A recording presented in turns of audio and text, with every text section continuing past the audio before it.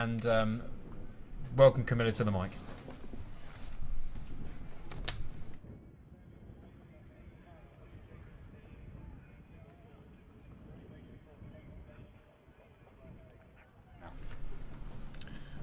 Wonderful. Thank you so much, Tim, there. And we're here now with the B final of the women's junior 18 single scull.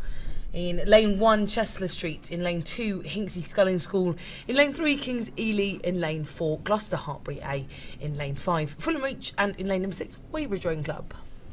So going through the first 500 metres, we can see the first place was with King's School Ely, and they were followed by Chester Street over in lane 1, and then Fulham Reach sat in lane 5. So we pick up these scullers as they come towards the 1,500 metre mark, just through the halfway point of their race. So that lead being maintained at the moment by Lancaster of Kings Ely. You can just see there on the image the light blue in the centre of the course, with the leading sculler in this B final looking to hold on to 7th place overall. The rankings that will be determined here in the B final. So no medals on offer, unfortunately, for these women's junior 18 single sculls, but a national ranking overall to be had.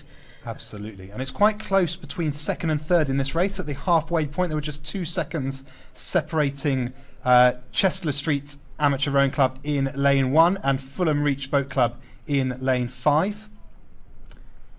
And when we get some closer images from the 500 metres to go marker, we will be able to see just how that gap has been maintained or changed as they come into the sprinting stages. But some really good boat mastery there by Lancaster of Kings Ely that we've got on the screen. She's dealing with the conditions well and pressing her way towards the sprint. But here comes Fulham Reach actually on the far side in lane number 5. You did say, Jack, that Fulham Reach was up there in contention, and she's moved right up on terms with Kings Ely. Yeah, she is definitely moving there. 2nd place at the 1 kilometre mark. Probably looks on our screen to be several seconds behind there at the 1k, but much closer now as we come into the last 500 metres. I'd say that's 2 lengths there separating those 2 scullers. Yeah, maybe a little bit closer actually, and she's pushed away from Chester Street there in lane number 1, Dowson, who's fallen back into 3rd place ahead of Gloucester Hartbury in lane number 4. But no, great push there from Fulham Reach, a reasonably new club looking at developing young junior athletes from around the Hammersmith and Fulham area. They row on the Tideway out of a brand new development created just a few years ago. So great to see them here competing at the British Rowing Junior Championships, and a wonderful move there by Thompson of Fulham Reach to get herself well established into 2nd place and almost moving up to contest for the lead in this B final. Yeah, it looks like we're going to have an exciting closing stages of this race. We now move to the camera on top the National Water Sports Centre as we pick up the last 300 or so metres of this race. You can see the times there on your screen for coming through into the last 500 metres. King's School Ely leading in a time of 7:36. Fulham Reach just 3 seconds behind or so in a time of 7:39. Well, this is going to be interesting coming into the final 250 metres, whether Fulham Reach is going to continue to build on that speed that they brought into the third 500 metres. They've certainly managed to close the gap quite considerably. Thompson has stepped on all the way through this race. She's going for Lancaster of Kings Ely to try and push herself from 8th overall into 7th, and I think she's just started to mount the sprint there, Jack. Yeah, absolutely. We can see the rate climbing in that Fulham Reach boat, trying to challenge King's School Ely. King's School Ely starting to respond there. You can see some real acceleration through her stroke. She's trying to respond, but it does look like the Fulham Reach sculler is moving there on the far side.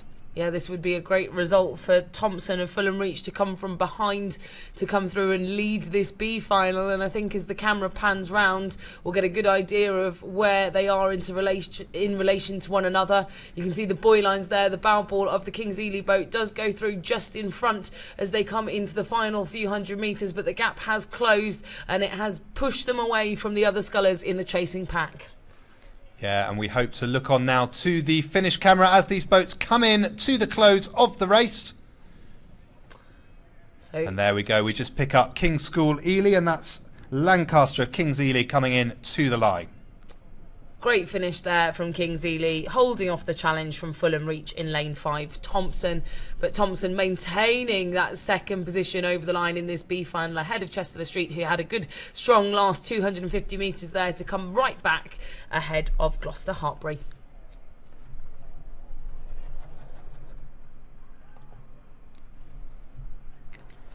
With that, we'll take a look to race 292. This is the Women's Junior 18 Single Sculls A final.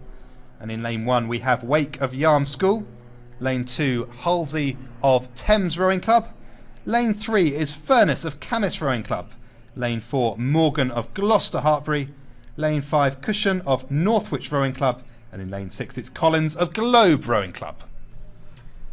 So you can see the scullers coming towards the camera there, and I think it's indeed the sculler in lane number 4, Morgan of Gloucester Hartbury, that leads this A final in gold medal position at the moment.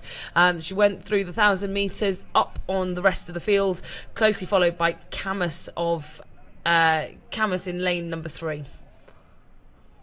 And we can see there Gloucester Hartbury on your screen. Morgan, a really strong drive that Morgan's got there in this single scull. She takes a quick look just to assess where she is on the course, and what a strong drive and powerful sort of execution she's got of the stroke there, Jack. And look at the backsplash on her catch there. Perfect coming down to the water, really getting the blade in at the front and making full use of the lever to really generate that speed on the boat. And you can just see there either side of her clear water ahead of her, bow balls in the lead as she goes through 500 metres to go in this A final. Silver medal position at the moment, Camas Rowing Club, based up in the northeast of England, and then in third position as it stands is Northwich Rowing Club. So that's your gold, silver, bronze with 500 metres to go. Yeah, Northwich Rowing Club holding on to that third position against a strong challenge from Yarm School, currently sat in 4th, but very close between those two scullers. Very, very close. And actually, I think Yarm School starting to move through now. It's going to be very, very close for the medals. And you can just see there, when we've got all the scullers in shot, that there's not much to choose between these top 4 spaces. And in fact, it was Yarm that went through 500 metres to go with bow balls in front, but not by much in these single sculls event. Yeah, fantastic when we have these close races coming down the course. In each of our timing stations along the course, there is a human pressing a button and telling us which crews come through in order. And sometimes, as they see the boats coming in, they have to reverse that order and change things around. So that's what we've seen here. They've changed their mind. It's Yarm School who has the lead there for that third place. So what an impressive scull here from Gloucester Hartbury. We saw their Women's Junior 18 quadruple scull winning the gold medal earlier on today. And here they are in the Women's Junior 18 single scull with a dominant performance once again as we approach the final few hundred metres here in this race. Morgan just keeping eyes on where she is on the course, making sure that she knows her markers to be able to push off her race plan. And she's got nothing to worry about at the moment. She's managing to hold off Camas in the silver medal position. Furness of Camas is also just trying to make sure that Wake of Yarm School doesn't creep up on her, but we'll get a much clearer idea as they come in towards the final few hundred metres. So yeah, Yarm School pulled through to that third place as we came into the final 500 metres. Can she pull through to make it into the second place in this race? So we'll cut to the shot of the finish camera very soon, and we'll see the bow balls of the Gloucester Hartbury sculler coming into vision there. And it must be about 5 strokes to go for Morgan of Gloucester Hartbury to take her to the gold medal in this Women's Junior 18 single sculls event. She's going to go over in that position. What a great race from her. Camas just there stopping before the line, and she's going to have to move quickly, otherwise we could see a very dramatic overtake there by Yarm School. Yeah, that was very risky indeed, but she made it. And then we're followed by Yarm School in third place. 4th goes to Northwich, and 5th goes to Thames Rowing Club. And that just goes to show you sometimes you have to row through the line to be able to ensure your positioning. Never stop before the line. And we'll move now quickly up to the next race of the day, which is the B final of the Women's Junior 16 Coxed Fours. In lane number 1, we've got Trenton Boat Club. In lane 2, Tideway Scullers School. In lane 3, Great Marlow School. In lane 4, Sir William Perkins. And in lane number 5, Avon County Rowing Club. So these boats now coming into the last 500 metres, but at the halfway point, it was Tideway Scullers School who had the lead over Great Marlow School, who are in lane 3. And then that third position being held by Avon County Rowing Club over in lane 5. Looks to me as though Tideway still holding on to that pole position here as we come into the last 500 metres. And they've got a bit of a gap behind them before expecting to see Greater Marlow School in that second place. And there we go, Great Marlow School just ahead of what looks to be Avon County on the far side. Probably only half a length to 3/4 of a length separating those two boats. Yeah, really not much at all. And when you've got overlap with this much of the course left to row, there's still every single chance that you could come back during the sprint. And that's exactly what these two crews will be looking to do right now. There's a huge gap out to Tideway Scullers School. You can just see the distance there now that the cameras pan back. They've developed quite the lead in this B final. I'm sure they'd have been disappointed to miss out on the A final for this event, but hey, they are doing a superb job here in the B final, leading all the way down the course. Yes, absolutely, but a much tighter battle there for second and third place. Great Marlow School being challenged by Avon County on their left side, and not far behind also, although unlikely to take that second place. So William Perkins School just pushing on Avon County and keeping them honest as they hold on to that third position in this race. Avon County have still got every single chance of coming back on the Great Marlow School crew. You can see there to the left of your picture, Avon County pushing extremely hard to get themselves back up in contention. Great Marlow School will be aware, the Cox will be telling them whereabouts they are on the course, that they've got some challenges coming from over in lane number 5, but this is where it really counts to keep together, to keep your heads in the boat, and that's exactly what these Coxes will be trying to do, is focus the athletes to mount this final sprint. Absolutely, and just look at the length in that Tideway Scullers boat in particular. Just comparing it to the other crews, they're really getting out over the front ends of the stroke and making sure they use every bit of that lever to generate power in that crew. Wonderful stuff here from the Tideway Scullers crew. If you're tuning in from the Thames region and you're here to watch Tideway Scullers in this B final of the Women's Junior 16 Coxed Fours, you'll be delighted to see the margin that they've managed to put over the rest of the field. They're into the Red Boys now. We'll be seeing them coming into the finish camera anytime soon, and that will be them crossing the line.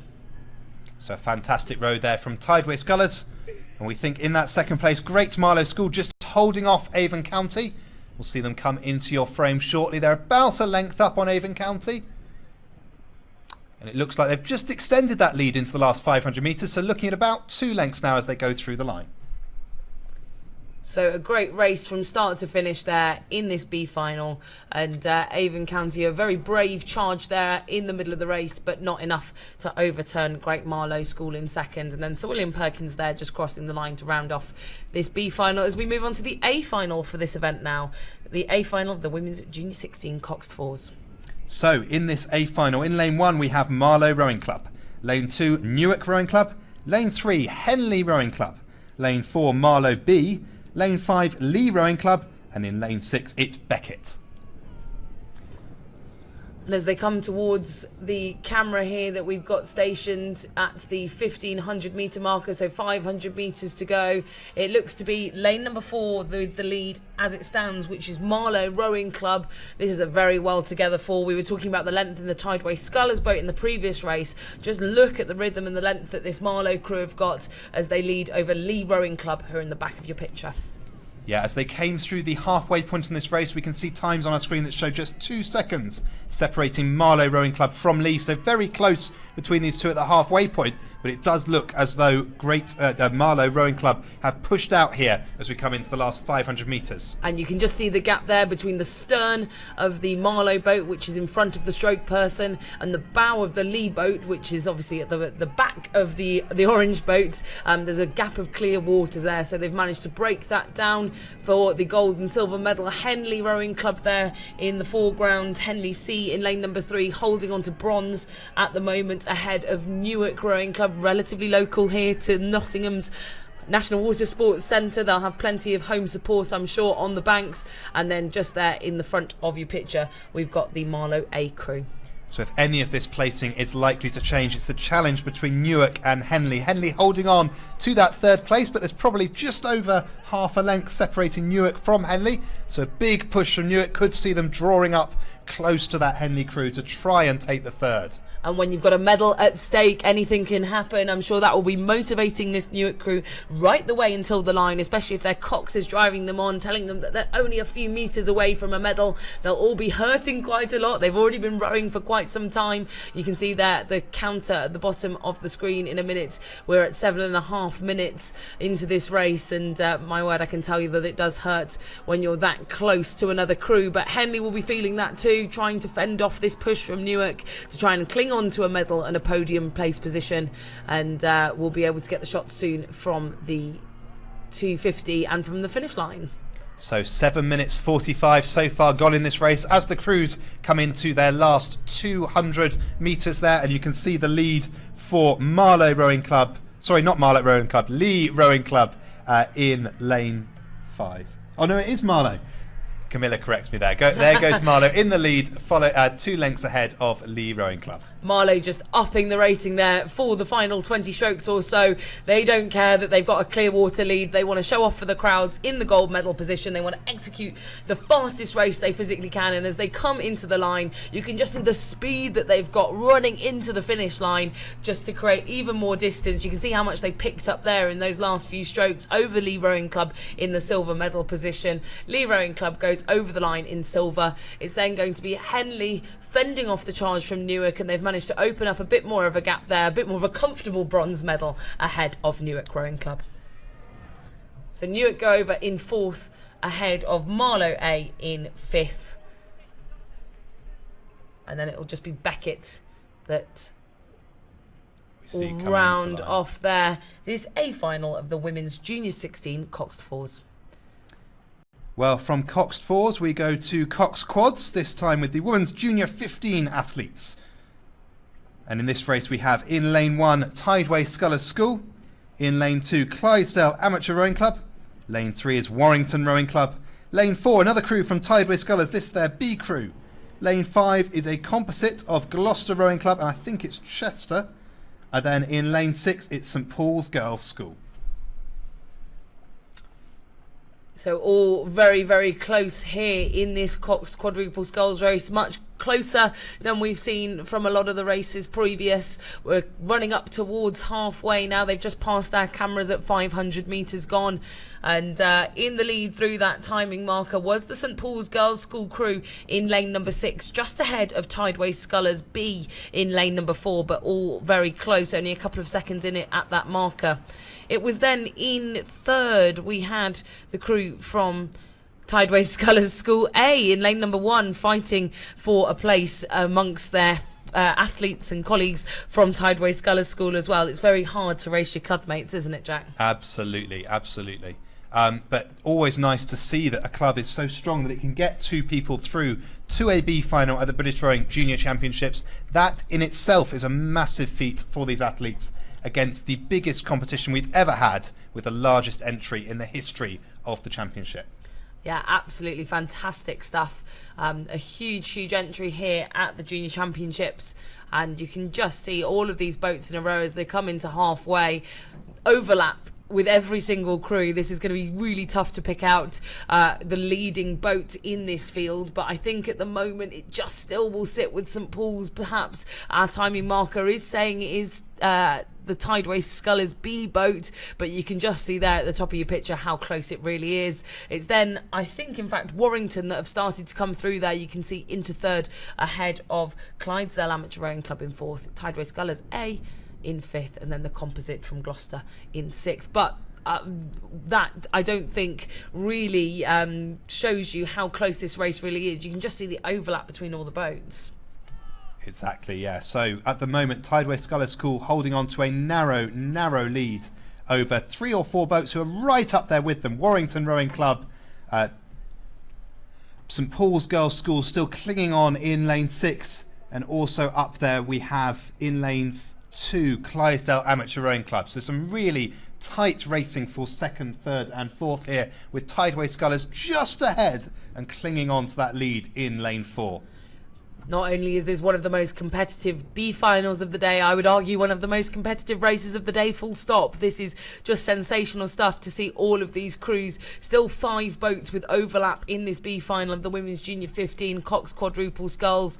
And still that battle right at the front of the field between Tideway Scullers and St Paul's Girls' School. They have just slipped off the pace ever so slightly over in lane number 6, St Paul's. But Tideway Scullers looking to capitalise on that as Warrington go for a big old push in the lane next to them. Tideway Scullers on the left, Warrington on the right in the middle of your picture. You can see there Warrington moving right the way through, up with Clydesdale, the challengers from Glasgow here in lane number 2. This is really interesting stuff. Yeah, Clydesdale and the crew of Warrington really looking strong here as we push on towards the last 500 metres, but Tideway Scullers School still holding on to that lead there in lane 4. So you can see now Tideway Scullers starting to push out, but clinging on to the bow ball. We've still got that crew from Clydesdale Amateur Rowing Club who are pushing themselves into second in lane number 2. All change here from the times at 1,000 metres. There's not a single crew still in the same position, I don't think, as Warrington move into third. It's then Tideway Scullers as well in lane number 1 going at it to try and fend off St Paul's Girls over on the far side, and then the Gloucester Cheltenham College composite. Just to reconfirm our statement from earlier, it's a composite of Gloucester Rowing Club and Cheltenham College, neighbours on the same little bit, the same stretch there in the west of England. Absolutely. Well, it's a really strong race strategy coming through from Clydesdale there, just coming into this third quarter and really starting to move up the course there. They've made a massive move there forward from, I think it was 5th position at the 500 metre mark, 4th at the 1k, and now as we go into the last 500 metres, they're sitting there in second and starting to really push the crew of Tideway Scullers School. Could this be one of the best time races of the day? What a great step on here for this crew from Clydesdale Amateur Rowing Club.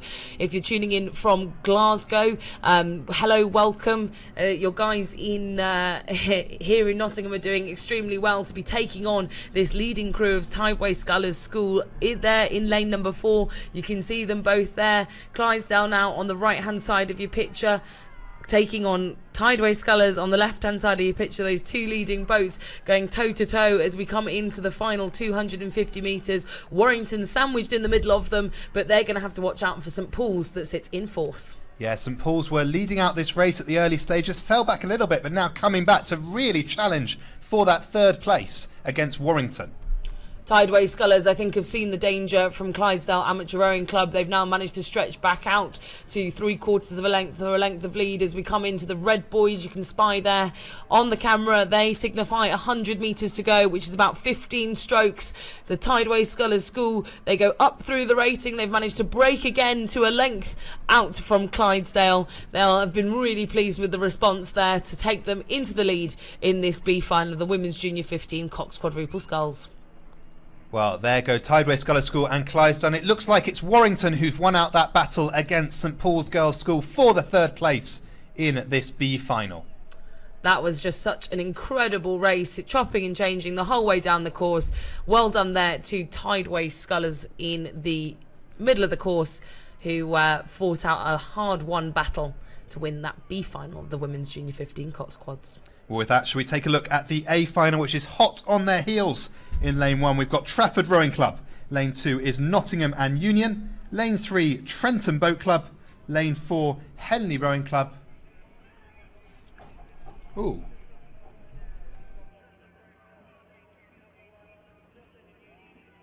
$1,500.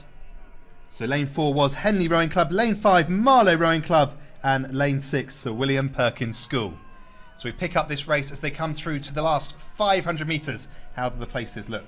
Well, this is just as tight as the B final was. If you look here on your screens, we've got a row of boats that you could throw a blanket over. At the moment, we're focusing in the middle of the screen in lane number 3 from Trenton Boat Club. They would have been one of the fastest qualifiers through to this A final, and here they are, I think, leading out the cruise. They were first through the timing markers that we can see here on the screen, and they are right in front of this 3-boat race. You can see there 4, 5 and 6 just in the corner of your screen, absolutely going toe-to-toe for the rest of the medals. So yeah, there were less than a second separating Trenton from Henley at the 1K, but they've really pushed out as we come towards the last 500 metres. Now clear water separating these two. Henley seems to be clinging on to that second place, about half a length up on in lane 5, Marlow Rowing Club, who in turn are just over a length up on Sir William Perkins School, but are being challenged on the near side by Trafford Rowing Club. Yeah, that's a great race going on between Sir William Perkins and Trafford Rowing Club on opposite ends of the course. They could not be further away from one another in lanes 1 and 6, and that's always a really challenging position to be in, even if you're a coxed crew, to make sure you're keeping tabs on what's going on the opposite end of the course. But let's focus back on the people sat in the medal positions at the moment. So Trenton have got about a length lead over Henley. Henley just about half a length to 3/4 of a length up now on Marlow, who are in the red on the left of your picture. It's then the fight going on that we just mentioned behind between Trafford and Sir William Perkins, but Sir William Perkins and Trafford just less than a second off each other. It really was too tight to call through 500 metres to go. But the medalists currently sat in 1, 2 and 3, Trenton, Henley and Marlow. Well, as we came to the 1 kilometre point, Trenton just upped and moved. They were less than a second separating them and Henley, and now we're looking at several seconds separating them, maybe about 5 seconds between these two crews, and that separates into a good distance of water between them as we come into the last 200 metres. Wowie, what a move there from Sir William Perkins on the top of your screen. You can see that they have managed to drop the crew from Trafford, and they're now going for it to try and get themselves onto the podium. Marlow are going to have to watch out here, and Marlow going for Henley. This is just incredible stuff from these 4 crews at the top of your picture. Yeah, it looks like Trenton are safe in front, but what a battle for 2nd and 3rd place on the podium. Henley now really being challenged by Marlow for that 2nd medal. Yeah, Henley, I think now just responding. They've gone up through the gearings. The Cox will have called for more. Trenton looking very comfortable out in front in gold medal position in this Women's Junior 15 Coxed quadruple sculls. I don't think they've got much to worry about as they come in towards the line, but we'll just see how much distance Henley have got now over Marlow. Looks to be about 3/4 of a length that they are trying to hold on to. They've got about 2 strokes to do that, but here come on the near side. Wow, Trafford coming through for the bronze medal perhaps. Where did that come from, Jack? Yeah, we did not see that one coming. What a fantastic move there in the closed stages of this race from Trafford Rowing Club. That was just sensational stuff. I thought that Sir William Perkins had gone and dropped them. Marlow as well, I thought were right up there, but Trafford just snuck in that inside lane in lane number 1, and I think perhaps went for the bronze medal there, but we'll have to wait and see. I don't think those finish times are right that we're seeing on the screen. We'll just wait to have them confirmed, but wow, what a race. Yeah. So with all of these finish times, there are finish judges sat there who are checking against the photo finish. So do have a look back in a few minutes at the British Rowing results page on rowresults.co.uk/BRJC19, and you'll see the official confirmed result there. So next up, we're from quads onto pairs. This is the Women's Junior 18 Coxless Pairs event. In lane 1, we've got Weybridge. In lane 2, Canterbury. In lane 3, Walton Rowing Club. In lane number 4, we've got St Paul's Girls' School. In lane 5, Pangbourne College. And in lane 6, St Leonard's School. So these boats just through the 1 kilometre mark, where it was Stuart Smith and Humphreys of St Paul's Girls who were sat in 2nd place, led by Walton Rowing Club, Poole and Donaldson. So as they actually now row away from 1,500 metres, we have got pictures of just the tail end of the field there, but it was still the crew from Walton just dominating this pairs event. And this is the B final, remember, so no medals on offer for these for all these rowers, but we will be getting a position for them, an overall ranking here at the British Rowing Junior Championships. Yeah, so as they come into their last quarter of the race, we can see Poole and Donaldson of Walton Rowing Club looking nice and strong in our picture there, really getting out over the front end of the stroke. Yeah, wonderful stuff here. They look so confident there in that pairing it's really tricky to do when you've got a boat that's not quite set, which, you know, in the pairs you're only holding on to one blade each. It's a very tricky boat to set, but they're making it look absolutely comfortable and easy there, out in the lead of this Women's Junior 18 Pairs B final. Yeah, rowing, a great team sport, but never more so than in the pair, where you've really got to get that balance and rhythm between you. You've got to match each other for power, otherwise you're definitely not going in a straight line down the course. So really always exciting to see these boats performing so well here at the Junior Championships. You can just see the distance there before even the next boat comes onto our screen here, with 500 metres to go in this B final. Walton have just really put a great effort in, and a great race going on here in the back of the pack. In second at the moment, going through that next marker, was St Paul's in lane number 4, but Weybridge going toe to toe with Canterbridgian in lanes 1 and 2. Bowball for Bowball going through that timing marker, and Canterbridgian putting in a lot of effort here to try and get back on terms with Weybridge. Absolutely, some really tight racing in the second and third position of this race. Always great to see. If we have a look up the course from further down, we can start to see these boats as they come into the closing stages there. Out ahead you can see Walton Rowing Club, then a little bit of a gap, and sits St Paul Girls' School in the lane to their left. But then there's that battle just to the right of our screen. We have sat there Canterbridgian Rowing Club, and then Weybridge are off to the right of that. But there we go, we're zooming in on Walton Rowing Club, who are out in this race, leading St Paul's Girls' School just behind them. This has been a beautifully executed race, and a great example of how to row a pair here from both Poole and Donaldson of Walton. As Jack said, they just look so relaxed, which is half the battle with a pair, just making sure that you are stable and moving together with your partner. And a quick look there from the bow girl of that Walton crew, just to check they're still heading in a straight line towards the finish line, the quickest possible route from A to B, from start line to finish line, and that's exactly what they've done there from lane number 3. Yeah, some really great posture in that boat as well, really sitting up at the catch, making sure they're getting their bodies over nice and cleanly, really straight back there, which allows them to generate that power through the leg drive. And you can just see there's not winding down at all into the red boys. They've got a huge margin, a monstrous margin over the rest of the field, but they're just wanting to demonstrate that they can take the rating up, and this will be their last chance to demonstrate that in this combination this weekend. So they're making the most of all the water that they have, and last few strokes there to take them over the line to lead in this B final of the Women's Junior 18 coxless pairs. Well, if we have a look back and see where some of the competition are coming as they come in to the finish line, we're expecting St Paul's Girls' School in that second place. But they're closely followed by the girls of Canterbridgian and Weybridge, who are battling it out for third and fourth place there. Just coming into your screen now, look at that. Canterbridgian just ahead of Weybridge for that third place, but very close between those three crews actually. St Paul's Girls' School also very closely followed by Canterbridgian. Great stuff there, some really intense racing in these pairs, and great to see St Leonard's there going over in 5th ahead of Pangbourne College, that will take 6th place. And we're now right back up riding with the A final of this event. You can see Notts County Rowing Association there on your screens, but the runners and riders for this event coming up, we've got lane 1 Glasgow Academy, lane 2 Calpe Rowing Club, in lane 3 Henley Rowing Club, in lane 4 Notts County Rowing Association, lane 5 Yarm School, and in lane 6 Glasgow Academy once again. So these boats just through the 1,500 metre mark, not much left of their race as they come in towards the finish.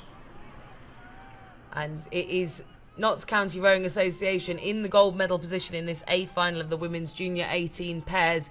A wonderful junior setup they've got, especially on the junior women's side. They've produced some wonderful athletes. They've been very competitive over the last few years after the reinvigoration of the Notts County Rowing Association programme, and they're so identifiable because of their bright green strip that they wear across all of their athletes. So you'll be able to see them coming from a mile off there on the left hand side of your picture, but the fight is on for the silver medal on the left hand side of your picture. And as we zoom out, you can just see Glasgow Academy just wanting to get up there with Yarm School in lanes 5 and 6, and they are just absolutely level as they come in towards the finish.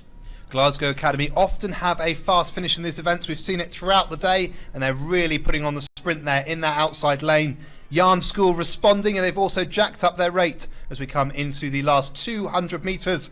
But Notts County Rowing Association out in front, looking fairly comfortable with their 2-length lead there as we push on towards the finish line. I don't think anyone's going to come close to Notts County Rowing Association. They've got too much of a buffer in between them and Glasgow Academy and Yarm. But Yarm really starting to respond now. They're cranking up the gearings through into the Red Boys and they're holding off Glasgow Academy. This will be the part where there's lots of noise from the spectators. They'll be hearing all of their fellow athletes and supporters carrying them through the last 100 metres. And Yarm School just being carried that little bit quicker towards the line as they open up to a 3/4 length lead into the silver medal position, but no one challenging Notts County Rowing Association at all.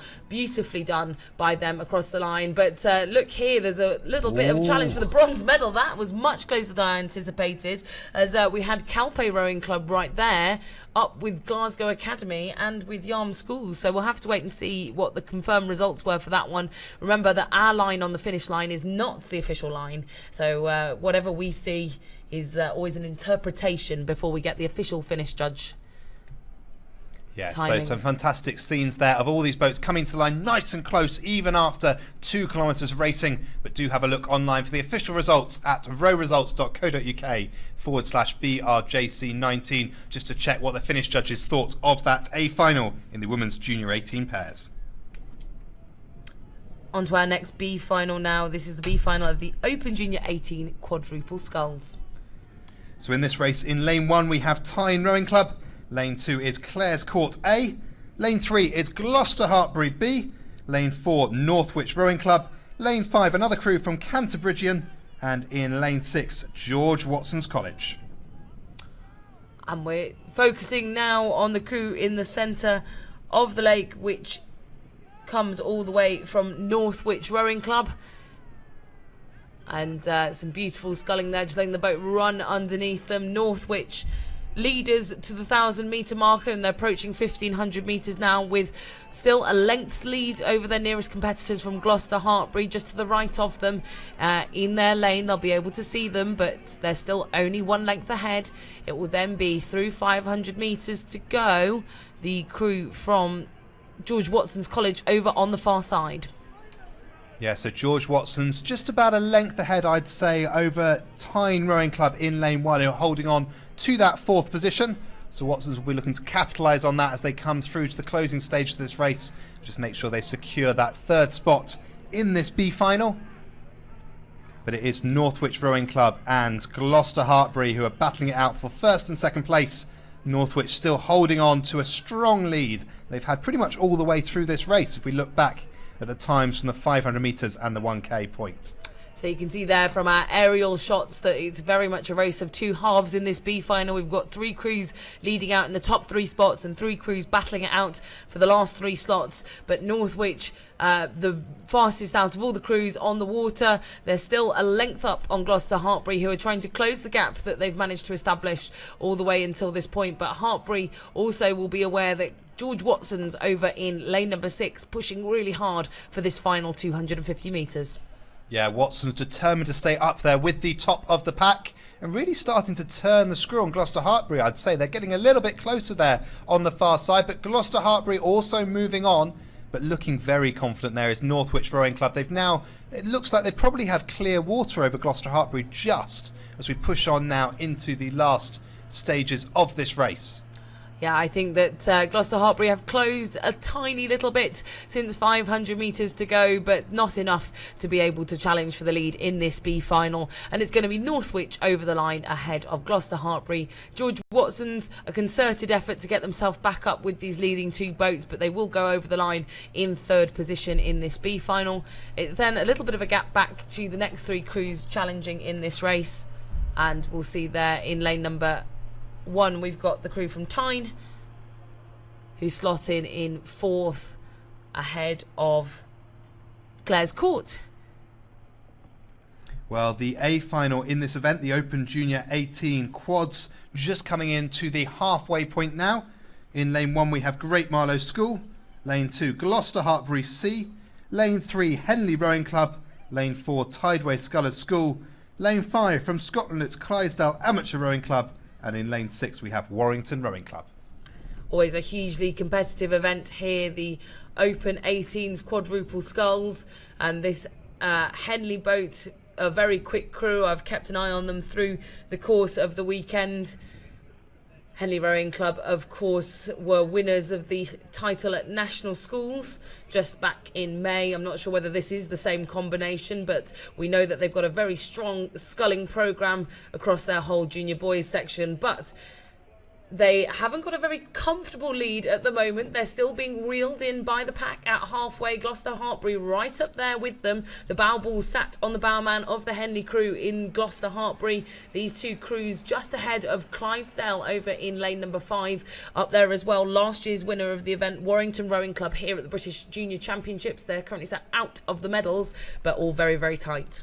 Yeah, Clydesdale being chased by Warrington and Tideway Scullers on either side of them there as they come through into the closing stages. But it is out in front, Henley Rowing Club leading Gloucester Hartbury, who are really mounting a strong challenge in lane 2. Gloucester really turning the screw on Henley as we push on in this race. Now we know that the third 500 is a really important part of the race. You've done and dusted the first 1,000 metres, the first half of the race. This can be the part where you can either move on or switch off as you get tired, and certainly it tends to be the crews that push on in the third 500 metres when it's all getting a bit painful, a little bit tiring, that they tend to be the crews that come out on top by the finish line. So it will be a really interesting thing to see whether Gloucester Hartbury are that crew, whether they manage to overhaul Henley or whether Henley step on and continue to increase their lead. And as they come towards us now, it's still looking pretty tight, and Clydesdale also looking to move on in that third 500. Absolutely. That Gloucester Hartbury crew looking really strong there on the near side as we get a little bit closer to the 500 metres to go point. It looks like they really have turned the screw on Henley there. Those two boats looking like they're almost level as we go across, but Clydesdale over on the far side also right up there. But it looks to me as though that lead is now with Gloucester Hartbury, with Clydesdale just about level with Henley Rowing Club. This is one of the most exciting races of the day. If you tuned in on the live stream to watch this, you're in for an absolute treat. Just look at all these boats with overlap going into the final 500 metres. Gloucester Hartbury and Clydesdale rowing through. Henley Rowing Club, who have slipped back into the pack alongside Warrington and Tideway Scullers. The medals could go to any of these 5 crews that we've got on the screen. I wouldn't write off any of them. We've got some really experienced names here. So as Gloucester Hartbury go through, 500 metres to go in the lead, they are really going to have to stick with it into the sprint if they're going to come out on top. Yeah, I think our finish judges will be standing up for their seats, getting ready for this one as it comes in towards the line. But Clydesdale really moving on there on the far side, trying to get up there with Gloucester Hartbury for the first place in this race. Less than 0.2 of a second separating them as they come into the last 500 metres. So there's everything to play for Clydesdale there. This is going to be one of the biggest races of the day. Gloucester Hartbury having rode through early leaders. Henley could end up off the podium here, having led to the 1,000 metre marker. They're now slipping back behind Tideway Scullers in the lane above them. And I think, in fact, Clydesdale might have moved into the lead, Jack. Clydesdale really doing that move in this last 500 metres. They've left it till then. They've kept up with the lead. But now they're going to move. And Gloucester Hartbury really need to respond here. Sensational stuff as well from the top crew, Warrington Rowing Club, last year's medalists. They are up there now with overlap over Clydesdale. They're up level with Gloucester Hartbury almost. These 3 crews now onto podium level positions. Henley slipping back perhaps into 3rd or 4th. It's really anyone's game. And coming into the line, Gloucester Hartbury at the bottom of your pictures go over the line in the gold medal position. It's then going to be Clydesdale over ahead of Henley, who hang on by the skin of their teeth ahead of the 2 crews from Tideway Scullers and Warrington. That was just incredible, Jack. Well, Camilla takes a sigh of relief there after that coming into the finish, but what a finish there. These boats all jostling for position, but a fantastic row from Gloucester Hartbury, who just came through in the second half of the course. But with that, let's take a look up to our next race, which will be the B final of the Open Junior 16 quads. Camilla, do you want to take us through who's what lane? Yeah, so in this B final of the Open Junior 16 quadruple sculls, we've got in lane 1 Avon County, in lane 2 Durham Amateur Rowing Club, in lane 3 Evesham Rowing Club, in lane 4 Team Keene, in lane 5 Clares Court, and in lane 6 Canterbridgian Rowing Club. So these boats just off the start, coming up to the 500 metre point. So they'll just be settling into their rhythm now off their race start, finding their pace for this race and starting to think, right, how can we execute our race plan to really turn the screw on the other crews here. Looks as though the lead is towards the middle of the course. Right up there we have in lane 4, Team Keen, Sculling School. You can see the yellow, but it looks as though Evesham might be just ahead in lane 3. Indeed, I think Evesham have got about a canvas on the crews either side of them. They're sandwiched there in between Durham Amateur Rowing Club and Team Keen, who are level going through that first timing marker at 500 metres gone. So a really close race off the start. We'll look to see if Evesham can start to pull away from the competition here and see how that battle between Team Keen and Durham Amateur Rowing Club develops as we go down the course. Well, if you were with us for that last race, if you're leading at 1,000 metres, it does not necessarily mean that you're going to be leading on the finish line, because we saw there that that third 500 metres was the biggest decider in who got the medals. So don't be fooled if you got a crew up at 500 metres. There's a long way to go yet. As you can see, the clock will be giving us the times as we go down the course. Evesham currently leading out towards the halfway marker. Yeah, absolutely. That third quarter of the race, often that all-important stage, things start to hurt. They start to get a bit more difficult, and it's about that crew who can keep their hand in the flame in order to really move on their opposition. But at this stage, Evesham still holding on against a challenge from Team Keen there. We can see moving up in lane 5.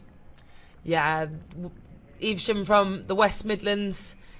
There on the right hand side of your picture, Team Keen, who row out of the University of London boathouse on the Tideway on the Thames stretch of river where the boat race and the head of the river is held. So from two very different parts of the country, but up there in the lead now. Evesham still holding off this challenge from Team Keen. Yeah, it looks as though Team Keen, though, winning out in that battle against Durham Amateur Rowing Club, perhaps, and really starting to push on and turn the screw on Evesham as we push towards the halfway point in this race. Can Evesham respond in this third quarter? They're holding on to just about a canvas lead there at the halfway point, but they're going to need to move now if they want to hold off Evesham, and there into your picture comes Durham, currently sat in the third place. So Evesham and Team Keen either had a very strong second 500 or Durham Amateur Rowing Club just coming off the pace ever so slightly as they've slipped back now to just under a length into third in this B final. But up there, Evesham have got a tough job if they want to cling on to this lead. Team Keen are really challenging them now. It's going to be interesting to see that third 500 like we saw in the last race, Jack, who's got the guts in them to be able to hold it. Absolutely. For Evesham, this is a good position to be in. They can look back on the other crews, but they'll be thinking, right, we've worked really hard to get this far. Do we have enough in the tank to keep holding them off all the way down the rest of the course? But at least they can see those boats behind them. The beauty of rowing, they know what the competition is and they know what they're up against. One of those few sports whereas if you're in the lead, you can look back at the people that you're beating, which it's one of those unique things I would say about rowing. Not many other sports where you can claim that. But Evesham still up in the lead alongside Team Keen, and we'll get a really good idea as they come parallel with our timing marker. And I think actually, in fact, Team Keen have put in a real kick there in that third 500 metres. I'm going to focus in on them now as they come towards 500 metres to go. There is the Team Keen boat coming towards us, and I think decisively they have been the crew that have made the most of that third quarter. Absolutely, they've really pushed on there against the crew from Evesham Rowing Club. So as we come into that mark, we can just see whether they've tried, how much distance they've been able to gain there. And it looks as though they've got a little bit of a lead now on Evesham, or more than a little bit. That looks like quite a considerable lead, considering they were behind at the halfway point. Yeah, that's been a huge advantage for the Team Keen crew going through 500 metres to go. They've now got a length on Evesham. Durham Amateur Rowing Club now being challenged by Clare's Court School in lane number 5. This is going to be a great battle for those minor places in this B final. It's not just the A finals where you get great side-by-side racing, as every place is determined here at the Junior Championships to get your British ranking overall in these categories. There's a reason to race to the line in every single race. Well, if we look up the course as these boats come in towards the finish, we can see a blazing third quarter for Team Keen. They've really put the fight to Evesham Rowing Club. And Evesham trying to respond now in the closing stage of this race, but also facing a challenge for second place from both Durham and Clare's Court on either side. Yeah, and as that race gets even tighter between Durham and Clare's Court, that will only make them faster because they've got someone else to race. So that will pull them up alongside Evesham, who are rowing in a little bit of a void now that Team Keen have sculled away. They're being reeled in by Clare's Court and Durham because they've got someone to race against, and Evesham are going to have to be careful and try and push off the crews that they can see behind them. Yeah, it looks like that opportunity for Evesham to get back up there with Team Keen perhaps closing now as we push on to the closing final strokes of this race. These boats just approaching the red buoys that mark the last 100 metres. But Team Keen really moving on strong, and a perfectly executed race plan for those boys. Team Keen are just motoring through to these final few strokes here. I just saw the bowman there have a little bit of a look. He knows that he's near the finish line. They'll be able to hear the spectators cheering them on through this last 100 metres, and they are absolutely blitzing it because look underneath them, Evesham have come right back into this. Fantastic. What a move there from Evesham. We thought they were down and out, but it looks like they're really pushing up. Whoa, there was us saying that third 500 was going to make all the difference, but you can just see what a sprint Evesham still had in them. They came right back in that final 250 metres. We should not have written them off at all. That was absolutely excellent. It's then Durham that comes out on top of that battle between themselves and Clare's Court behind them. But yeah, we absolutely called that wrong there. We must put our hands up and say Evesham, a length down with 250 metres to go. Something happened in that crew for the change of speed, and they were brilliant at sprinting to the end. So wonderful stuff there from the crew from Evesham Rowing Club. Absolutely. They knew they had that in the tank. They just waited and then they let it out, and here we go. We saw such a fantastic result. But with that, let's take a look forward to the A final, which is just approaching the just gone through the 1,000 metre point. And in lane 1 we have York City Rowing Club, lane 2 Durham School, lane 3 Tideway Scullers, lane 4 Lee Rowing Club, lane 5 Wallingford, and in lane 6 is a composite of Trent Rowing Club and Burton Leander. So this is the A final where the medals are at stake, and if it's anything like the previous race, we're in for a treat. But we'll be focusing on the leaders at this point, which Tideway Scullers School have been for most of the course. You can see them there on the picture in their red and yellow kit, red and yellow blades, and they're powering now towards the line. They're ahead at the moment of Lee Rowing Club at the 1,000 metre marker. They've also then got Wallingford Rowing Club to fight against, but Lee there in the middle, Wallingford on the left. Those three top crews all in those lanes from 3, 4 and 5, but also over on the far side the Trent, Burton, Leander composite, not one to write off yet. Yeah, so Tideway Scullers looking fairly comfortable out in front, but very, very close between Lee, Wallingford and Burton Leander. So 500 metres to go now, and Tideway Scullers with clear water, a beautifully sharp crew, very precise with their movements. They're ahead of Lee in silver medal position. Wallingford clinging on over the composite of Burton, Leander and Trent, who are in 4th position but moving fast. You can then see on the screen this separate little fight here going on between Durham School from the northeast of England and York City, their neighbouring county. I'm sure they'll have come up against each other at previous regattas to this, but this is the big one here, the British Rowing Junior Championship. So Tideway Scullers currently leading the field. Absolutely. So Tideway Scullers with a little bit of clear water over Lee Rowing Club, who've just distanced themselves from the battle between Wallingford and Burton Leander. But Wallingford and Burton still really challenging each other there for 3rd and 4th place. Then in that battle between Durham School and York City, we saw Durham just about a canvas up on York City, but so close for 5th and 6th place as well. So a real battle, 3rd and 4th. And 5th and 6th, but 1st and 2nd looking comfortable at the moment as Tideway Scullers School and Lee Rowing Club as we push on towards the closing stages of this race. Look at this here. We've got 3 medals to give out in this event for the Open Junior 16 quadruple sculls, and we've got 4 crews currently on our picture that could be receiving them. I think Tideway Scullers would be very silly to throw this one away because they've got about a length's lead, and I think they look too strong for the rest of the field to match up to. But look at this. Wallingford are going to have a very, very big sprint in them to be able to come back on the composite, and I think that's exactly what they're doing now. We've got 3 bow balls doubles for 2 medals in silver and bronze. No one's going to come close to Tideway Scullers in towards the line. Lee Rowing Club just trying to establish themselves into the silver medal. They're trying to fend off this fight between Wallingford and the composite. Wallingford have managed to now overhaul Burton Leander and Trent Rowing Club to get that bronze medal over the line. What a great little last push from them. I mean, it's lovely to see these races being decided in the last 500 metres. Always nice to see the crews racing to the line, but I'm sure for the athletes, they'd much rather they had that comfortable lead as they come in to the closing stages, but that wouldn't be entertaining for us at home now, would it? No, absolutely not. It's great to see such mature racing from all of these junior athletes. They've been executed to perfection, a lot of these race plans, and so great to see. But next up, we're going from quads onto doubles. So we've got the Open Junior 15 Double Sculls B final now on the course. In lane number 1, we've got Hereford Rowing Club A. In lane 2, we've got Hereford Rowing Club B. In lane 3, we've got Henley Rowing Club A. In lane 4, Windsor Boys. In lane 5, Tyne Rowing Club. And in lane 6, Wallingford Rowing Club A. So as they came through the 500 metre mark, it was the Windsor Boys who were leading over Tyne Rowing Club. It looks as though that's still the case. They push on towards the halfway point of this race, and we can see the yellow and green of Windsor Boys School there out in front over the crew of Tyne in the black and white one pieces just in the right of your picture.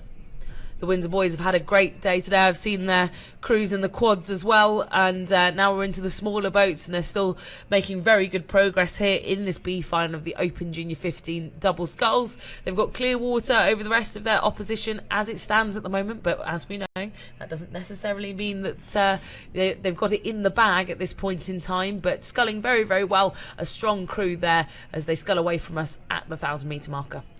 Yeah, as Camilla is saying, we've had lots of surprises here in the commentary box already, so a real lesson for us in commentary not to judge these crews too soon. This is the British Rowing Junior Championships 2019. They know it's a big occasion, and a lot of these crews are out there rising to it, and they can hear the crowd in that last 500 metres, so we're often seeing those results change very, very quickly in these races. But there we go, we can see the times at the halfway point. Windsor Boys School leading Tyne over on Wallingford Rowing Club, who sit in that 3rd place.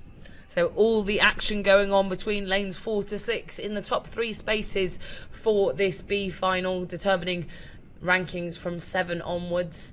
And Windsor Boys looking very chilled as they come towards the 500 metres to go marker. It's all about staying nice and relaxed as they head towards the closing stages. It's very easy to get wound up by the sprint and thinking about what you're going to do in the next 500 metres rather than concentrating on just the next stroke and doing that as well as you can do, which Windsor Boys doing that very well at the moment, ahead of Tyne that you can see in the background there in the white and black strip, ahead of the crew from Wallingford in the red and blue. Well, Windsor Boys in the privileged position of being able to look back on the other boats in this race, but they need to know they've got enough left to respond. It just takes a move from these other crews, and they could be really starting to be challenged for that 1st place. But they are pushing out ahead still, keeping an eye on those boats behind them, but looking fairly comfortable there in lane 4. So there we have it. You can just see there the distance that they now have. The Windsor Boys have increased again the number of lengths that they've got over Tyne in lane number 5. Tyne also pushing up as well. They've managed to put a little bit more distance between themselves and Wallingford in lane number 6. Those 3 crews are followed up by the next contender on the course, Henley Rowing Club there, who are in the centre of your picture that we're focusing on now in lane number 3. But I think they'd have some work to do to change any of these positions. It's looking reasonably well spread, but we have been surprised before, Jack. Yeah, this race now looking though is spreading out though as we come into the last 500 metres. You can look back down the course there and see the gap generated by Windsor Boys School over the crew of Tyne Rowing Club, and the other 2 scullers there coming through from Henley Rowing Club and Wallingford Rowing Club just behind. Great shot there from the top of the tower. We've been really lucky to have some fantastic pictures of all of the racing here on the live stream of the British Rowing Junior Championships, and you can just pick out the crews that we've got contesting this B final across the course. In shot now, we've got the Windsor Boys in the green and yellow leading this B final ahead of Tyne in the black and white and Wallingford in the red and blue. And that's our top 3 there on the far side of the course. So still facing a bit of a headwind today, so technical rowing is what's required, making sure those blades are nice and feathered on the way forward, getting them in cleanly at the catch. You don't want to do anything that the wind could pick up. So the Winds boys, a very strong crew here in this B final of the Open Junior 15 double sculls. They're going to scull away to a victory, provided there are no disasters in this crew, which, given the distance that they've managed to put in, I don't think we're expecting any of those. You can see the Red boys now, they've got about 15 strokes to hang on to this lead, but they've got nobody around them to challenge, so it should be reasonably comfortable. Yes, absolutely, and a fairly comfortable gap now generated between Tyne Rowing Club and Wallingford in those second and third places. So that will be the first crew over the line, Windsor boys, in this B final of the Open Junior 15 double sculls. And we'll just wait for Tyne to come over the line in second. Wallingford being put under pressure there by Henley, who have had a fantastic last 500 metres. They were a few lengths back, actually, coming into the last 500 metres of this race. They almost caught up with Wallingford there on the line, but not quite, I don't think. But we'll wait for the confirmation there. As we can see, the times were very, very close. And the final few crews will be trickling in now in that B final. So, well, it looks like the A final is just off the start there, and in this race we have in lane 1 George Watson's College, lane 2 is Shanklin Down, lane 3 Northwich Rowing Club, lane 4 Maidenhead Rowing Club, lane 5 Leander Club, and in lane 6 City of Oxford. Great to get these shots off the start again. It's very rare that you get up there to see some of the starts of these six lane boat finals, because it's quite a long way, 2 kilometres to walk if you're a spectator. So it's great that we're able to bring you the pictures of the first few 100 metres here on the live stream. Very privileged to be able to do that, and a nice clean start for all of these crews here in the A final of the Open Junior 15 double sculls. Yeah, Shanklin Sandown looking very fast off the start there, but can they hold on to that early lead over some of the other scullers in this crew? Also looking strong, Maidenhead over towards the middle, had a fast start in this race. They're being chased by Northwich and Leander on either side of them. So we'll have a look in a minute from the 150 metre marker. We can start to see these boats now settling into their race rhythm. The positions become a little bit more solidified. It's a little bit more comfortable for us to start pinning our hopes on some of these crews here as they push off down the course. Now, we'd expect from the semi-final results to see the quickest qualifiers in the middle lanes. That's the way that these have been seeded, in that chevron style. So emerging now from the pack, we have Maidenhead in lane number 4, who are out there with Leander Club in lane number 5 as the 2 leading crews in towards 500 metres gone. Yeah, 2 very prestigious clubs, often getting good results at events like this, and it's great to see them outperforming well. Disaster there for the Leander Club crew. They just caught a crab on the far side. They're going to try and recover now, and they're still up there in second position, but that's just allowed Maidenhead to slip away, and they are having to restart again. It is a tricky position to be in, but slipping under the radar there in lane number 1. Lane number 2, actually, we've got Shanklin Sandown in the blue. I think have just moved into the lead. Yeah, they were fast off the start. They had a really, really quick start, but it looks like they've held on to that lead at this stage, which is nice to see from a crew that's in some of the lower lanes. They've been seeded a little bit lower into this final, so it's great to see them performing well here as we push on down the course. Can they hold on to the early lead they generated off the start? So Shanklin Sandown and Maidenhead now, the 2 leading crews in this race. An unfortunate technical sort of crab there for Leander has just meant that they've slipped back, but it looks like they're back on form now. It's all part of rowing. It's all part of learning and building on, so they'll know now what they need to do in that kind of situation, and I'm sure they'll have practiced that and had a few sort of instances like that in training, and they know what to do to stop, recover and get themselves back into the race. But they're now back up there in this A final. Medals at stake once again between these crews, and we won't want to call it too early. Leander getting back onto pace there. You can see them just in the background there from the leading crew, Maidenhead. Shanklin Sandown slightly out of shot on the right hand side of your picture, but you can see Northwich Rowing Club there in lane number 3, also in with a chance of a medal at this point. Absolutely. Well, the mark of a good crew is their ability to respond to difficulties on the course, and Leander now moving on strong there. But it is Shanklin Sundown and Maidenhead who are leading out this race. We can see Maidenhead on our screen, but we know Shanklin Sundown are just there behind them. So it's going to be very, very tight as these two boats come in to the halfway point of this race. So as they pan through the 1,000-meter marker, we'll get a good understanding of where the positions lie at halfway. Maidenhead just looking very rhythmical. They almost look like a metronome there, sort of in and out. A very consistent rhythm there from the stroke man of the Maidenhead crew, taking them through halfway. But they've got half a length now on Shanklin Sundown, who also look very composed at this point in the race. Yeah, really tight between these two boats. Maidenhead really starting to push up on Shanklin Sundown, who had the early lead in this race. We can see from the times they are now leading at the halfway point by just over 0.3 of a second, it looks like, between Maidenhead and Shanklin Sundown. Shanklin will be looking to respond now as we go into the second half of this race. Well, this is going to be a very tight one, I'm sure, as we come through towards 500 metres to go.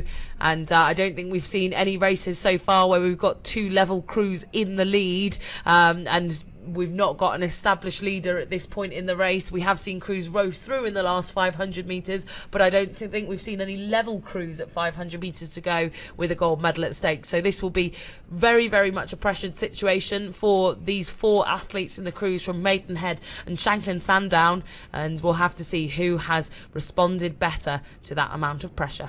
Absolutely. Coming into this third quarter of the race, it's starting to hurt, it's starting to get difficult, and it's all about rising to the occasion now. Looks like Maidenhead are doing that well. They know that they've just managed to come through Shanklin Sundown at the 1K. They've got the slightest advantage there. Can they start to capitalise on that and expand that small, tiny hint of a lead they had at the halfway point into something a little bit more established now as we push off into the last 500 metres? It looks to me like they're moving on well there, but we don't know where Shanklin are just behind them.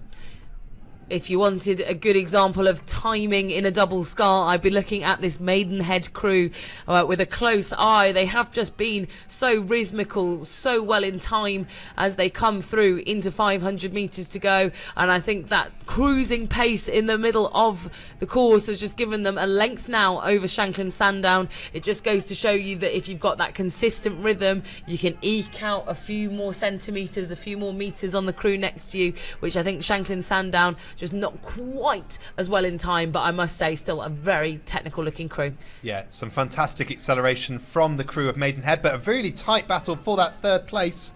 It looks to me as though it is Northwich who are just holding on there, but there's a challenge coming up the inside.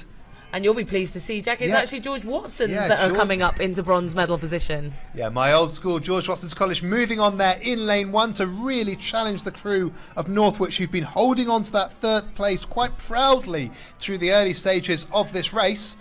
But also in there over on the far side, and not to be discounted, Leander Club still up there in that kind of third, fourth, fifth position. So three crews there battling it out for that last medal. You can just see how close it was there between Northwich and George Watson's through 500 metres to go.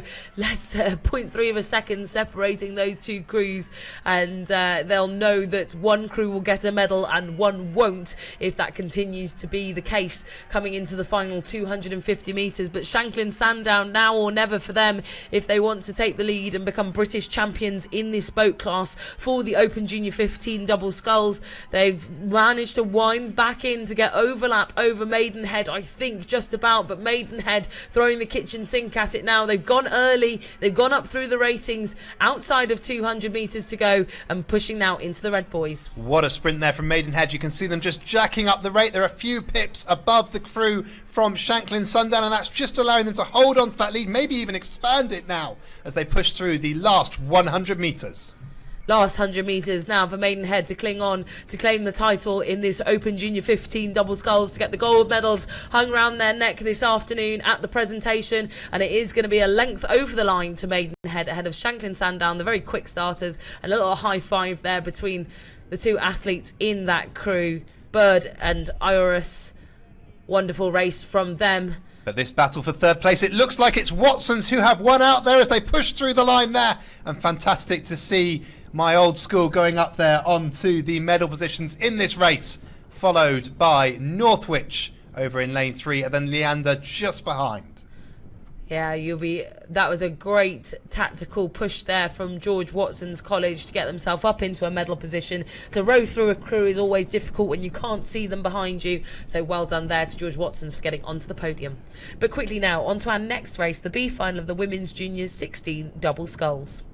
So in this race we have in lane 1 Wallingford Rowing Club, in lane 2 Stourport Boat Club, then it's Sir William Perkins School, lane 4 is Trenton Boat Club, then in 5 it's Camis, and in lane 6 Stratford upon Avon.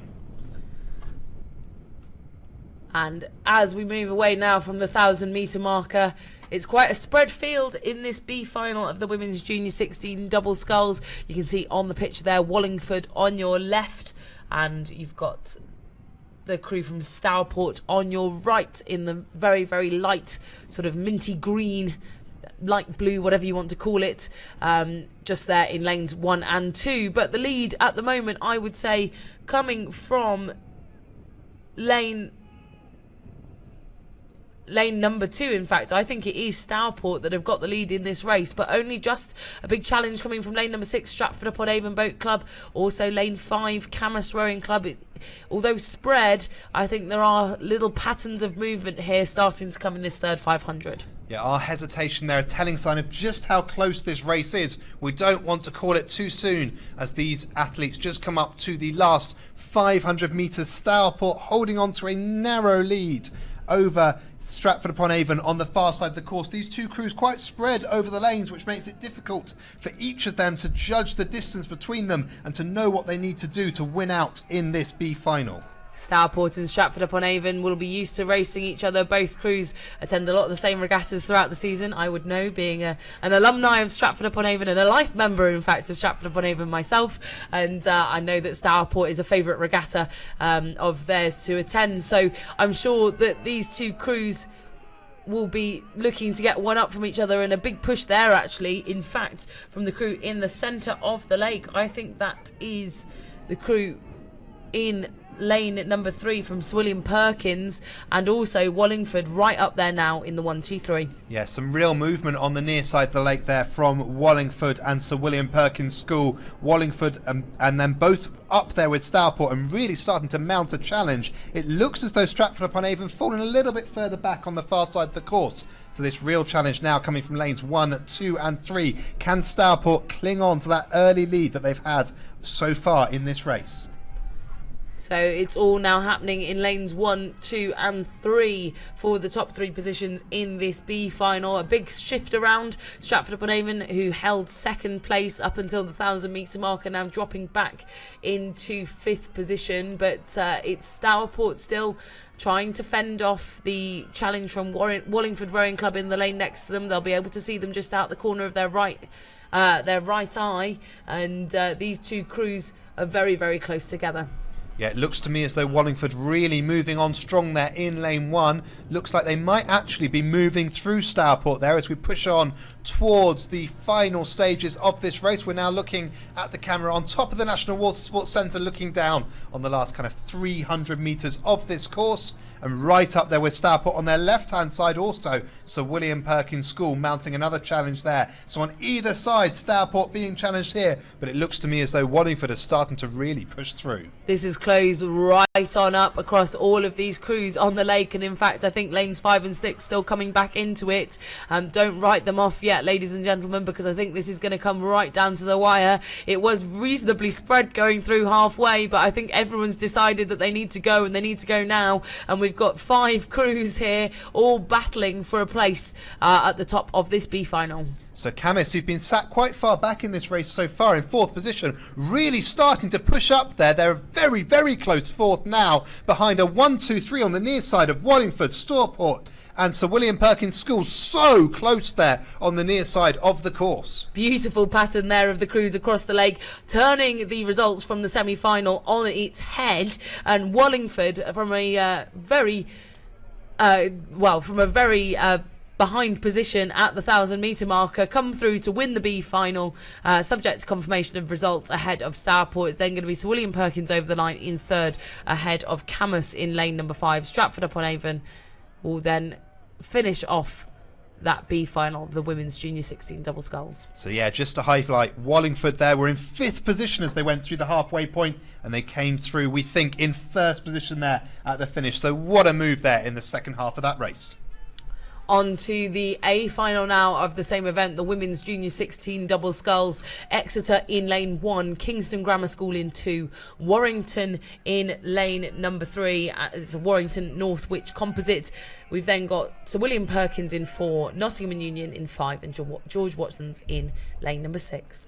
So it looks like it's Sir William Perkins School holding on to a narrow lead over Kingston Grammar School in the early stage of the race. That lead, actually, if we look back to the footage now, perhaps expanded a little there as they push out down the course. Also right up there with them, Nottingham and Union over in lane 5. Looks to me as though Nottingham and Union now actually come through Kingston Grammar School just. Kingston Grammar School had the early lead, but Nottingham and Union now taking that second place by maybe a foot as we go through into the last 500 metres. So the medal positions all to fight for still, especially between Kingston Grammar School in lane number 2 and Nottingham and Union in lane number 5. Don't mistake them, they're both in quite similar kits. Kingston Grammar School in the red and white, Nottingham and Union in the red and black, and they are sandwiching the leaders at the moment. The gold medal position, Sir William Perkins School in the middle of the course in lane number 4, but all very tight. They're now pushing up to try and get overlap with the leaders, Sir William Perkins, but these 3 crews pushing out to clear water for the podium. Absolutely, and just look at that pattern as they come on down towards the finish.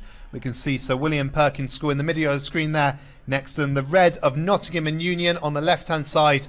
And you can see the other red there of Kingston Grammar School, who look like they've just fallen back a little bit. There's a challenge from George Watson's College on the far side, who might be just up there towards Kingston Grammar School now as we push on towards the closing stages. Those sneaky George Watson's doubles, we saw them do it on the boys' side. Can they do it again here on the girls' side? And they're there in the top of your picture in the maroon sort of burgundy in lane number 6. But what a big push here from the locals from Nottingham and Union. Here they come now.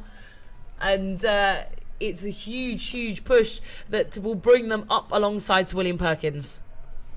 So we pick up this race as they come into the final few strokes, just pushing on into those red boys, and Sir William Perkins leading Nottingham and Union.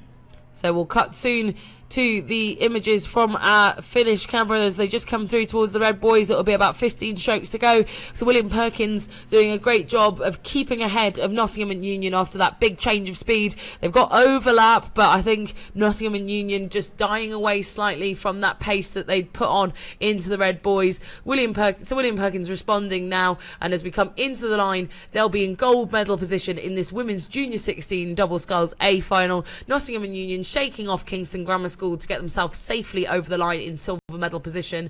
Kingston Grammar School keeping on the podium though in the bronze medal position. Yeah, that challenge from George Watson coming into the last 500 metres looks like it died back a little bit there, but Kingston Grammar School will be happy with their 3rd place. So with that, should we take a look to the next race on the course? This will be the B final of the women's junior 18 double sculls. So in these B final, in lane number 1 we've got Gloucester Hartbury A, in lane 2 Gloucester Hartbury B, in lane 3 we've got Mossbourne Academy, in lane 4 Loch Lomond Rowing Club, in lane 5 Walton Rowing Club, and in lane number 6 we have a composite of Clydesdale Amateur Rowing Club and George Watson's College. So we can see there on our screen lane 4, that is Loch Lomond Amateur Rowing Club, who are pushing out in this race. They were in 2nd place at the 500 metre point, but it looks as they've moved up the course here. But also on the near side in lane 1, Gloucester Hartbury, they had the 1st place at the 500 metres, and they're holding on there as we push on down the course. Gloucester Hartbury indeed taking the lead ahead of their own crewmates from Gloucester Hartbury in lane number 2 as well. So if you are a supporter of the Gloucester Hartbury programme and you're watching this race here with big interest, with 2 crews in the race, it's the crew of Callop and Fisher currently ahead of McAteer and Spencer, just by a length or so in first and second in this B final, which would be 7th and 8th place overall as it stands at the moment. But still, as we know, things can change. Yeah, Gloucester Hartbury A in that lane 1, just coming up the inside, really strong there as we push on towards the last 500, through the last 500 metres and towards the last 250 metres. So really strong move from both the crews of Gloucester Hartbury there, but Loch Lomond trying to hold on to a 3rd position in the middle of the lake. Loch Lomond had a great semi-final, hence why they're in the middle of the course as one of the fastest, as one of the top crews through to the this B final. But at the moment, Gloucester Hartbury's contingent proving just that little bit too strong for them. They are trying to come back on that second Gloucester Hartbury crew in lane number 2, but they've only got about 200 metres to close in and do so. They currently sit in 3rd position ahead of the crew in lane number 3 from Mossbourne Academy. They're in 4th, and they're just trying to fight off at the moment Walton Rowing Club in lane number 5. Yeah, it looks to me as though Loch Lomond just starting to move up on Gloucester Hartbury B, but Gloucester Hartbury B responding. Gloucester Hartbury A in lane 1 though, looking strong with a fairly comfortable lead over the other double sculls in this race. But look at that challenge, that move from Loch Lomond there. Looks like they might be drawing up and starting to generate overlap there with Gloucester Hartbury B as we push on towards the finish. Look at this huge push here from Mossbourne Academy right in the middle of the lake. This is a big move from them. They are motoring up towards Loch Lomond. Look at their bow ball move up towards these boats in the lead. It's going to be a huge effort for them to overturn Loch Lomond, but they have got 100 metres to do it, and they're now half a length down. But leading at the moment, Gloucester Hartbury on the near side of your picture. Gloucester Hartbury A in lane number 1 have got Clearwater going in towards the line. Yeah, Mossbourne Academy outrating Loch Lomond as they push towards the finish. Can they pull through in these closing few strokes? It looks like they might have the momentum to do so, but that's going to be a very tight finish. So it's probably one just to double check with the finish judges. You can see the official result on rowresults.co.uk/BRJC19. Looks to us as though it was Mossbourne Academy, but we just want to make sure we've got that one right. Great tight racing, as we've said, throughout all of the races today. We're coming up towards the final couple of races of the day, aren't we, Jack? Absolutely. Last 2 races of the day, and the next one being the A final of the Women's Junior 18 double sculls. And then we've got the Open 8s, always an exciting one to finish off the weekend here at the British Rowing Junior Championships 2019. But let's take you through the runners and riders for the double sculls first of all.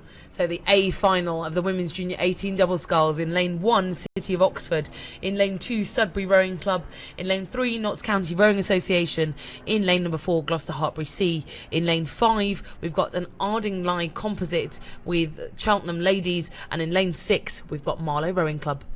Fantastic. Well, these boats just coming through to the 500 metre point, a quarter of the way into their race. And we'll start to get a sense of where their position is. It looks like Gloucester Hartbury C in the middle of the course is looking strong there. Building on from their dominance in the B final, we've now got a Gloucester Hartbury crew in the gold medal position here. What an afternoon for them in these double sculls. They've just got such depth through these junior women's boats, and they've got a 1-2 in the B final, and looking here now to capitalise on the A final. Looks like that second place is probably with Sudbury Rowing Club, but right up there too is that crew from Notts County Rowing Association in the green. So yeah, Sudbury at the moment just inching out ahead of the composite from Ardingly and the Cheltenham Ladies College. A great combination there, coming together from 2 different clubs to sit currently in a medal winning position in the bronze ahead of locals Notts County Rowing Association. So composite's a great way for athletes who may not have many athletes in their own club, but to make sure they can get out there and perform on this level. They find athletes from neighbouring clubs, train together and come and race at these events. So great to see a composite performing this well in this A final of the Women's Junior 18 double sculls, holding on currently to that 3rd position.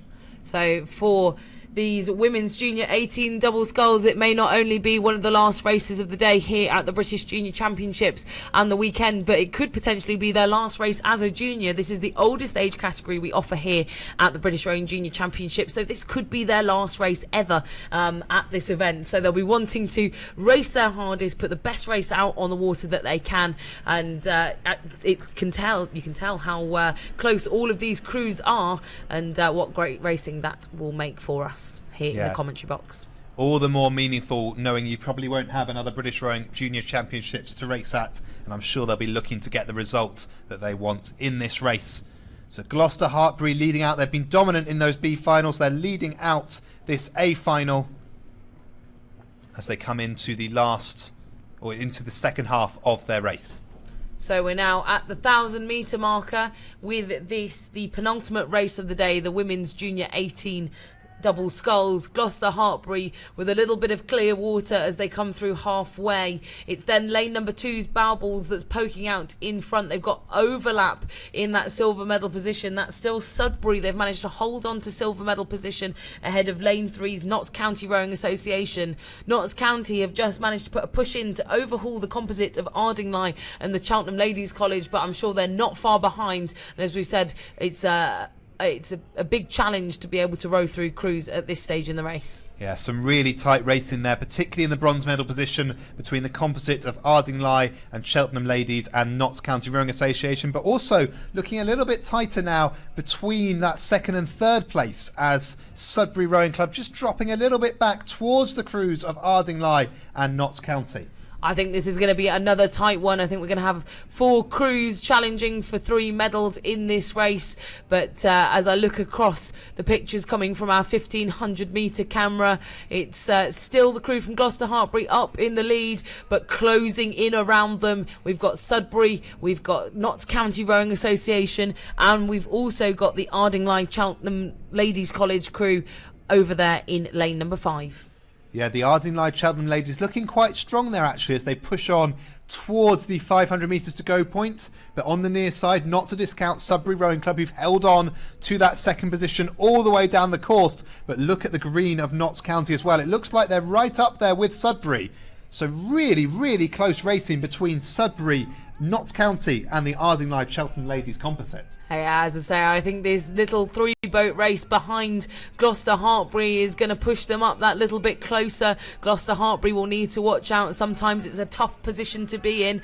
If you're up there at the top of the field, there's only one place you can go. And if you've got crews around you that have got crews side by side racing, it can reel you in pretty quickly. But Gloucester Hartbury dealing very well, but you can see the poking bow balls of lanes 2 and 3. They are so close now. And Sudbury now getting overlap with Gloucester Hartbury. This is incredible stuff. What a move from Sudbury. They've held on to that second position all the way down the course, and now as they come into the last 500 metres, they've decided they're going to go for that gold medal, and they're really pushing on here. Notts County also moving up onto Gloucester Hartbury. Their early lead perhaps starting to wane here. Can Gloucester Hartbury hold on to that second place now as pushing through them goes Sudbury Rowing Club in lane 2? Gloucester Hartbury could have gone too hard too early. I think the composite of Ardingly and the Cheltenham Ladies College just dropping back now, but I've made that mistake before by calling the 3 medalists out too early. We've seen bigger comebacks than this in some of the races today, but Sudbury Rowing Club, this would be absolutely monumental for them to overhaul that length lead that Gloucester Hartbury held for the first 3 quarters of the race. And as they come in towards the finish line, I wouldn't discount Notts County Rowing Association on home water. The composite still lingering there on the left-hand side of your picture. They've still got enough in the tank potentially to come back into this medal race. But Gloucester Hartbury starting to respond now.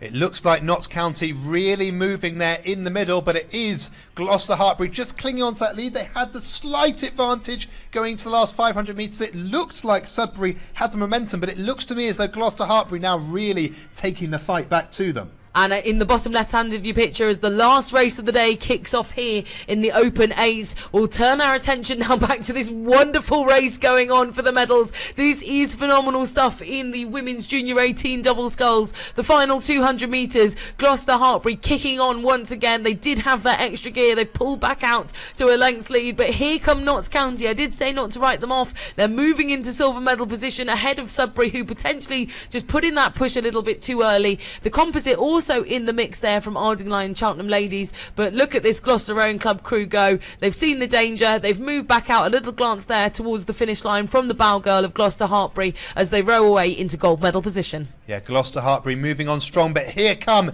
into second position. It looks like Sudbury have just managed to fight back there against Notts County Rowing Association. What a response to that challenge from Notts County going into the second position. Notts County will take the third, and we can see that composite of Ardingly and Cheltenham Ladies just falling back a little bit into the fourth position. With that, should we take a look to the eights? Yeah, so rounding off in that women's junior 18 double sculls, we're now back up with the fastest of the boats that we're going to see here this weekend, the Open Junior 8s. In lane number 2, we've got Aberdeen Schools Rowing Association. In lane number 3, we've got a composite of Tideway Scullers and Walton. In lane 4, Canterburygian, and in lane 5, we've got Magdalen College School. So these 4 boats time trialled this morning to get through to the final, and as we start pushing on down the course, these boats now coming in to the coming through the 500 metre point and on towards the halfway point in the race. At the 500 metres, it was the Tideway Scullers and Walton School Composite who had the lead over Aberdeen Schools Rowing Association on the near side. Looks to me as though they're holding on to that advantage still as we push on towards the halfway point, but Aberdeen Schools not ones to give up in these races. They certainly will push on as we come in towards the second half.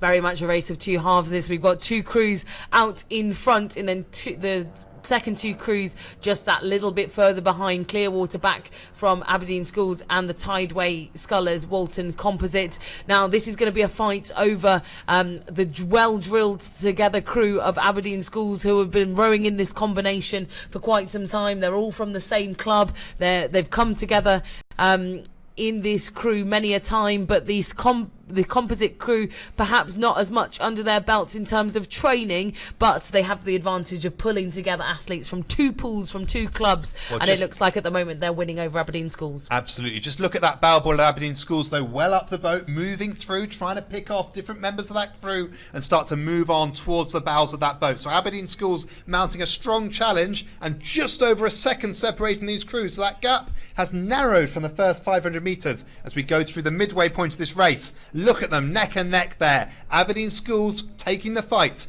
to the Walton and Tideway Scullers Composite. This is going to be very good for the Aberdeen Schools Cox to see that they've closed the gap. They'll be able to tell the athletes that they're closing the water on the composite. The composite will be very aware that Aberdeen Schools are closing in. I'm sure that Cox will be giving them instruction just to see and focus in on this third 500 metres of the race. As they've gone through halfway, this is where we'll see the crews kick on. This second bit of their middle cruising race pace will have to come into gear here, and the Walton Tideway Scullers crew will have to respond.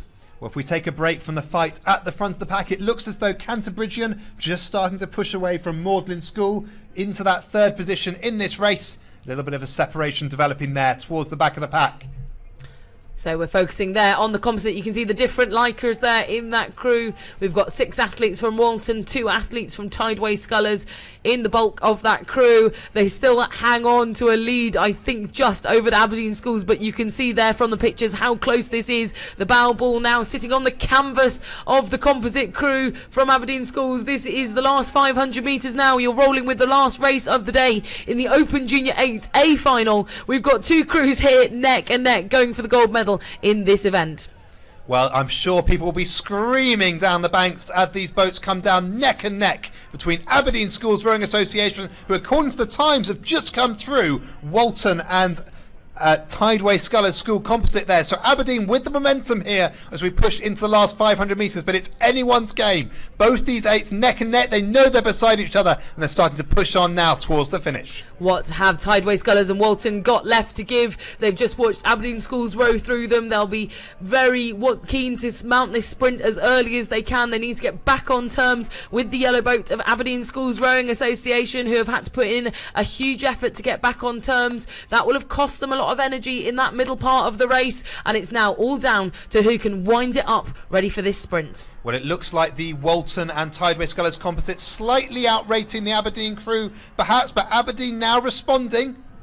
And you can just see the distance that this neck and neck race has put into Canterbridgian and Magdalen College School, who trail off the back of this Open Junior 8 race. And this gold medal is going to be so hard to split. You can see the red boys now that we've entered. We're 100 metres to go. It's stroke for stroke between Aberdeen Schools on the bottom of your picture, Walton and Tideway Scullers on the top of your picture. What a fantastic race to close off this final of the British Rowing Junior Championships 2019. It's now a canvas to Aberdeen Schools Rowing Association as they come through in lane 1 to cross the line in the gold medal position ahead of the early leaders, the composite from Tideway Scullers and Walton. Well, what a movement there from Aberdeen Schools, just picking off one man at a time through that crew all the way from the halfway point of the race, just consistently challenge them through to the finish to claim that top spot in this, the final race of the day, the Open Junior 18-8s. But let's have a look at places 3rd and 4th as they come into the line there on your screen. We can see that's Canterbridgian Rowing Club leading Magdalen College School by just about 2 lengths there. Wow, that was just such a phenomenal race. That 2-boat race for the gold all the way down the track. They're absolutely delighted. You can see the Aberdeen School Rowing Association all giving thumbs up there to the crew from Tideway Scullers and Walton. That was just delightful to commentate on as the final race to close out the championships here in Nottingham. This has been an absolute pleasure to spend time here commentating on such fantastic races, and I'm hoping that you've all enjoyed tuning in at home as well on the live stream.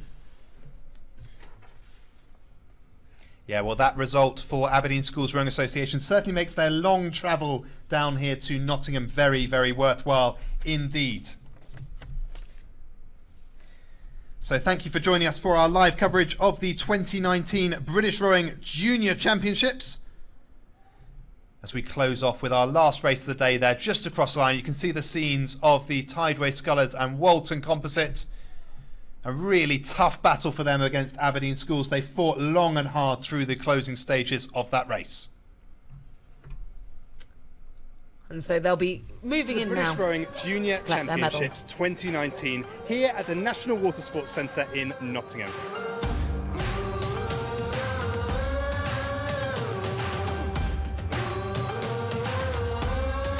On day 1, we have the Junior 14 Omnium with lots of skills and drills, so lots of exciting things to see going on all around the course. Some really close racing. Great weekend so far. A little bit of rain yesterday, but it's been a fantastic start to the British Rowing Junior Championships.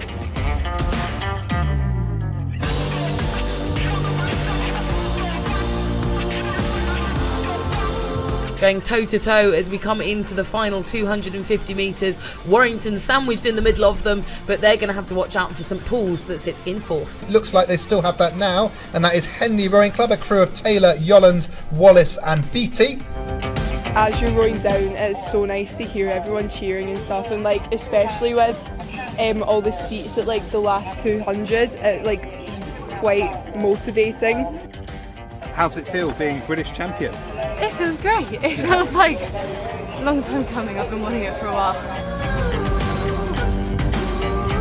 Well, we know it's going to be a tough race, especially with our height and our weight. You know, we're not the strongest guys out there. We've trained hard for a good amount of time, so you know we're just going in with no regrets and just all out from the very beginning. You know, we can't wait. It's great teamwork. Even if you're in a single scull, you're involved in the squad training, squad competitions, and it's just great to see the excitement that the kids have, especially at these type of events. Competition is really great. It's really tight on a number of the finals. Cheering is excellent, lots of support. Couldn't ask for a better day out. thank you for joining us with the highlights of the British Rowing Junior Championships 2019. There's lots more to look at on our social media. Do take a look at Facebook, Twitter, YouTube and Instagram for British Rowing, and we'll see you again next year.